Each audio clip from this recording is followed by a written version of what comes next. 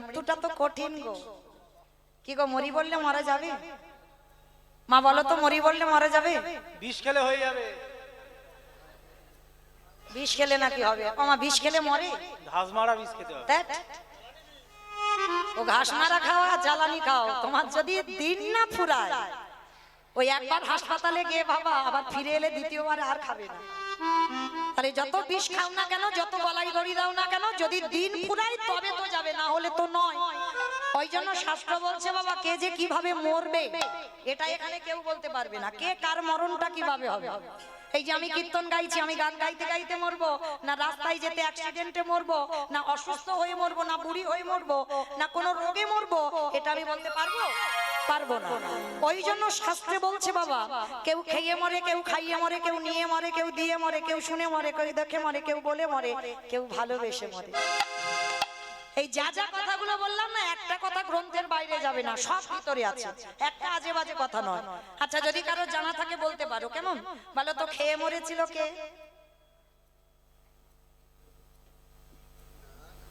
বকাসুর। কৃষ্ণ বসতে গেল, এমন করে খেতে গেল, বকাসুর বধ হলো। মা পরেরটা, খাইয়ে মরেছিল পুতনা, স্তনে বিষ মাখালো, আর এমন করে কৃষ্ণকে খাওয়াতে গেল, পুতনা বধ হলো।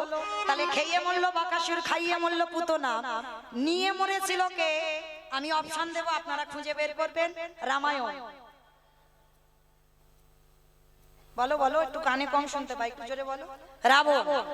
1 লক্ষ ছেলে 1.25 লক্ষ নাতি, বংশে বাতি দেওয়ার মতো কেউ ছিল না, সীতামাকে নিল বলে, তাই তো? তাহলে নিয়ে মরণ হলো। তাহলে খেয়ে মরলো, খাইয়ে মরলো, নিয়ে মরলো, দিয়ে মরেছিল কে? অপশন মহাভারত। কর্ণ বা কর্ণ কবচ কুণ্ডল দিল বলে তো বধ হলো, না হলে বধ হতো? হতো না। তাহলে খেয়ে মরলো, খাইয়ে মরলো, নিয়ে মরলো, দিয়ে মরলো, শুনে মরেছিল কে? অপশন মহাভারত। শুনে মরেছিল কে? অশ্বত্থামা হতমানি, ইহা আমি সত্য জানি, ইতি গজ পড়ে গেল রানে, ইতি গজ পড়ে গেল রানে। অস্ত্রগুরু দ্রোণাচার্য পুত্রের মৃত্যু খবর পেল, হাত থেকে অস্ত্র পড়লো, বধ হলো। তাহলে শুনে মরলো। তাহলে খেয়ে মরলো, খাইয়ে মরলো, নিয়ে মরলো, দিয়ে মরলো, শুনে মরলো, বলে মরেছিল কে? দক্ষ রাজার 7টা মেয়ের মধ্যে একটা ছিল সতী। দক্ষ যজ্ঞ হয়েছিল, সব জামাইকে বলেছিল, কিন্তু আমার বাবা শিবকে বলেনি।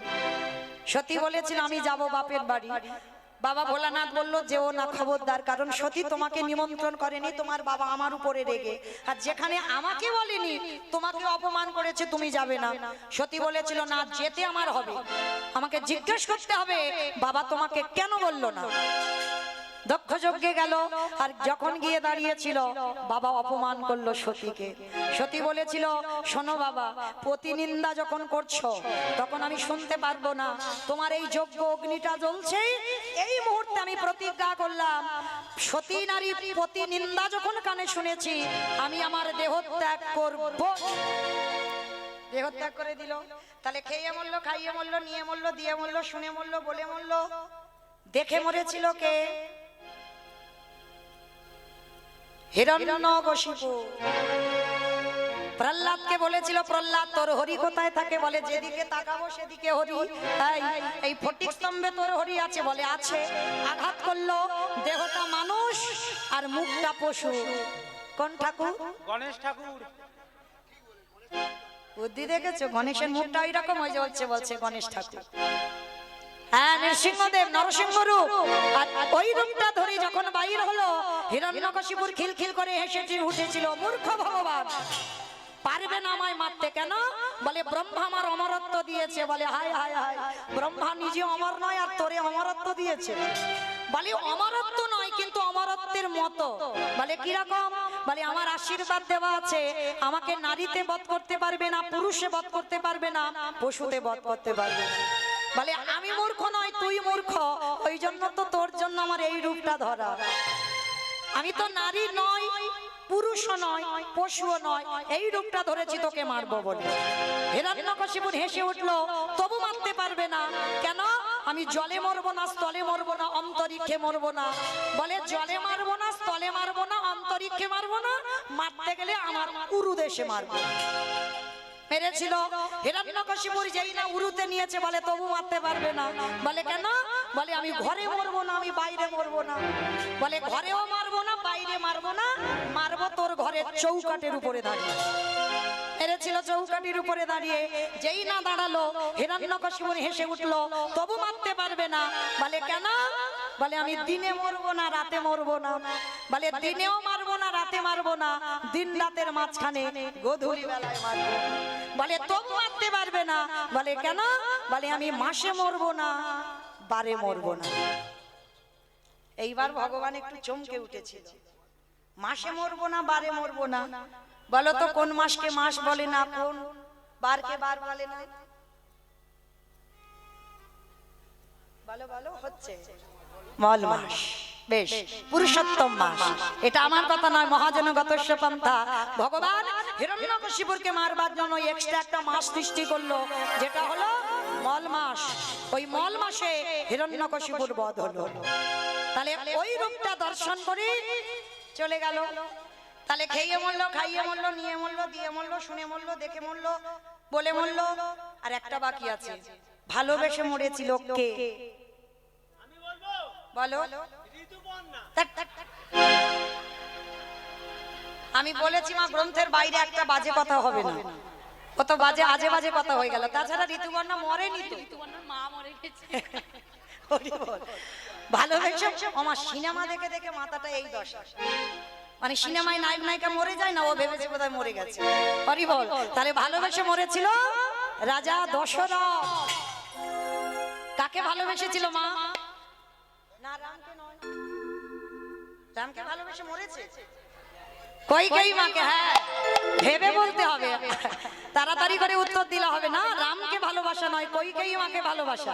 আর কইকেয়ী মাকে ভালোবাসতে গিয়ে বাবা এমন কায়দা করে বউ বর চাইলো, প্রথমবারে ভরত রাজা হবে, আর দ্বিতীয়বারে রামে যাবে 14 বছর বনবাস।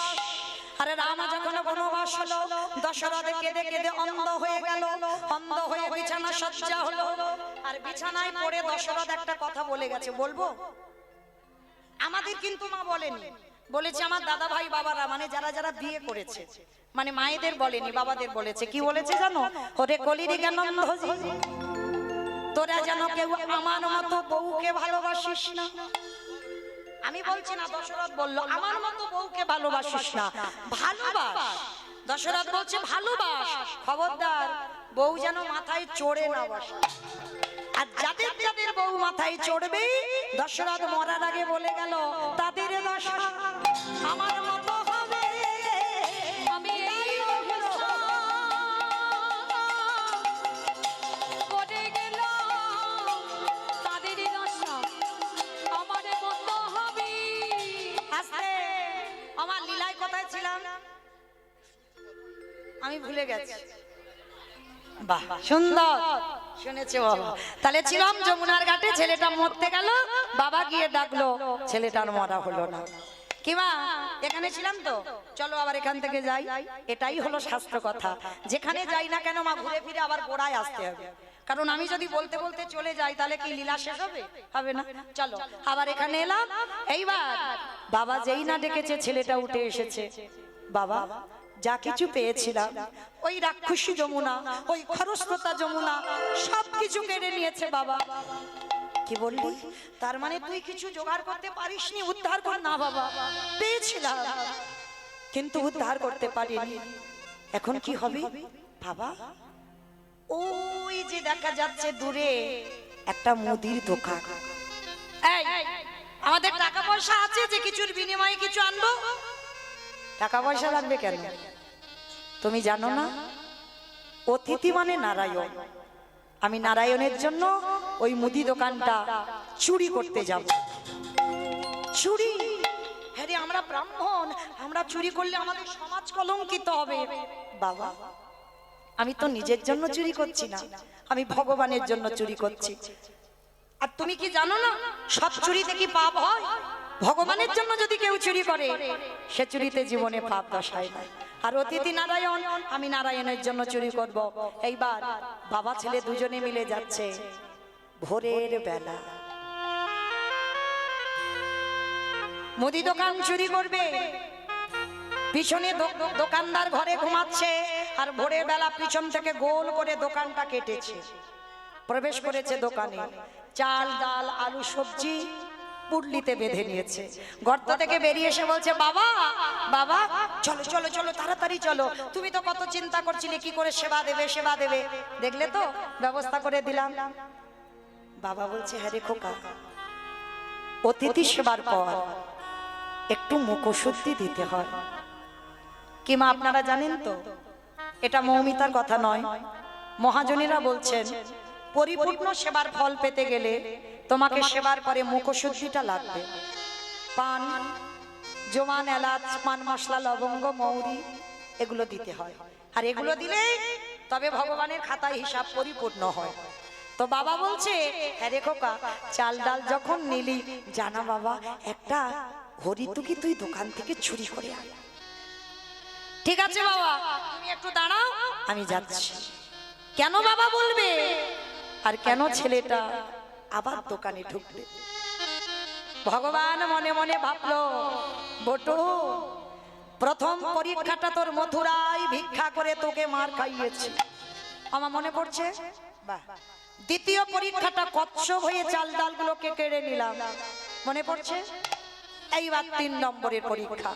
এই পরীক্ষা যেন বাবা কারুর জীবনে না আসে, আর এই পরীক্ষাটা যেন কাউকে দিতে না হয়। শুরু হলো ভক্ত ভগবানের লড়াই।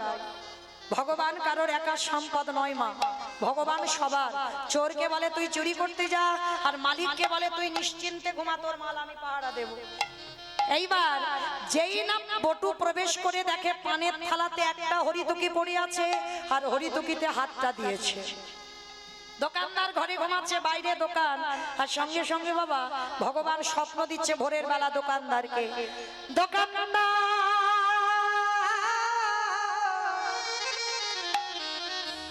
তুমি অমন করে কালে নিদ্রায় ঘুমায়ো না, চেয়ে দেখো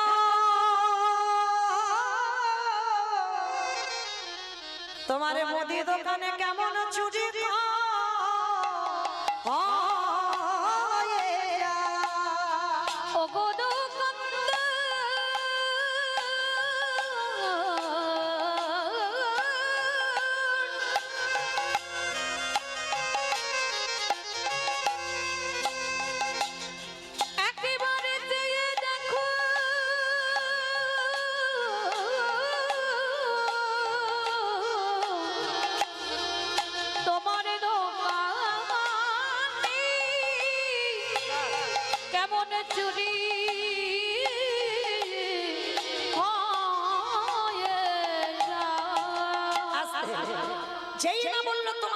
চুরি হয়ে যাচ্ছে, ভোরের স্বপ্ন মা সত্যি হয়। দোকানদারের ঘুম ভেঙে গেল, আর সেই সময় ওই বটু হরিতুকিটা নিয়ে বেরোতে যাবে, পাটা লেগে পানের থালাটা উল্টে পড়ে গেল। দোকানের ভিতরে ঝনাত করে একটা আওয়াজ হয়েছে, এই মনে হচ্ছে আমার দোকানে চুরি হচ্ছে, আরে চল, আরে চল চল চল। চোর চোর বলতে বলতে দোকানদার দোকানে ঢুকছে, আর কান্না প্রাণের ভয় হয়। হরিতুকিটা নিয়ে সবে গর্ত দিয়ে মাথাটার দুটো হাত সবে বের করেছে, সর্বদেহটা দোকানের ভিতরে পড়ে রইল। আর দোকানদার এসে ছেলেটার পা দুটোকে চেপে ধরল। জীবনে কাল ঘনিয়ে এলো, তবু বুঝতে দিল না যে বাবা আমি ধরা পড়েছি। হাসি মুখে হরিতুকিটা বাবার হাতে দিয়ে বলছে, বাবা যাও যাও যাও, তাড়াতাড়ি তুমি রান্না বসাও, আমি একটু পরে যাচ্ছি।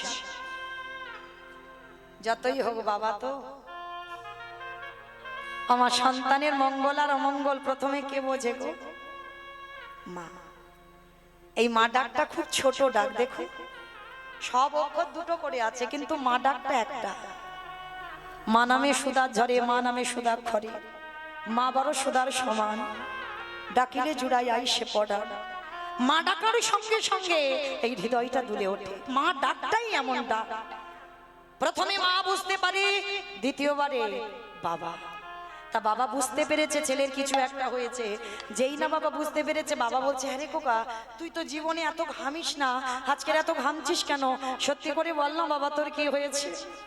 ছোট্ট ছেলেটা বলে উঠলো, বাবা আর মনে হয় তোমার সঙ্গে আমার যাওয়া হবে না। না না, তুই আমার সঙ্গে যাবি না, কার সঙ্গে যাবি? যাবো কি করে? এরা যেভাবে পা ধরে টানাটানি করছে, যে কোনো মুহূর্তে আমাকে দোকানের ভিতরে নেবে।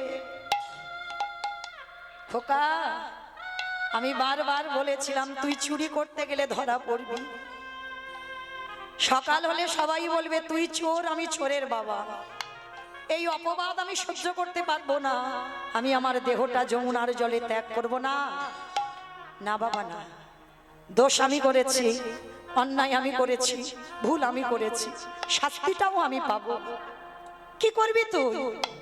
বাবা, ওই যে অস্ত্রটা পড়ে আছে, ওইটাকে তুলে একবার বলবে অসি হতে। অসি মানে মা কালীর হাতে থাকে যে খাড়া খড়গ। ওই অসিটা নিয়ে একটা কাজ করো, আমার মস্তকটাকে তুমি ছেদন করে নিয়ে পালিয়ে যাও। না না, ও কথা বলিস না বাবা, বলিস না। এই জগতে কোন বাবা মা পারে না নিজ পুত্রকে বলি দিতে। ছোট তো, মুখে যেটা আসছে সেটা বলে দিচ্ছিস।